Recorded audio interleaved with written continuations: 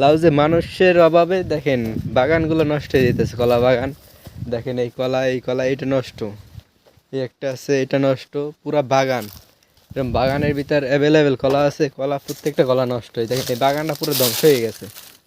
এই বাগান ওপাশে বাগান আছে আপনার, সব দিকের বাগান, বাগানের ভিতরে ঢুকে দেখে শুধু এই কলাটা নেব, এই কলাটা পরিযত্ন করা হয়েছে, মানুষ নাই যে মানুষ, ঠিক আছে আপনার, আমরা বাঙালি এসেছিলাম 300 বাঙালিতে এখন আছে 20 জন, আর তা বাদ বাকি সবাই দেশে চলে গেছে, হয়তো কেউ পলাইয়ে গেছে।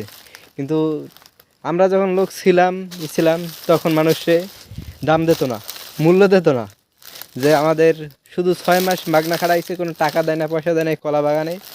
এখন এই কর্মফলে পাইতে আছে প্রত্যেকটা মানুষ, এই যে বাগানে যে পরিযত্ন করবো, ঠিক আছে, পরিযত্ন করার মতন কোনো মানুষ নাই, ঠিক আছে। বাগানে দেখেন এই প্রত্যেকটা ইয়েটা গাছে এই কলা, কলা এই বাগানে সর্বনিম্ন হইলো আপনার 4000 কলা আছে, পুরো 4000 কলা নষ্ট, এই কলাই দিয়ে আর কোনো কাজ হইবে না।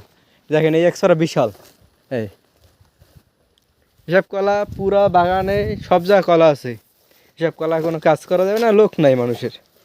বর্তমানে যদি লোক থাকতো তাহলে এসব বাগান এখনও তাজা থাকতো, কিন্তু এখন বর্তমানে বাগান গেছে নষ্ট হইয়া, পুরা নষ্ট।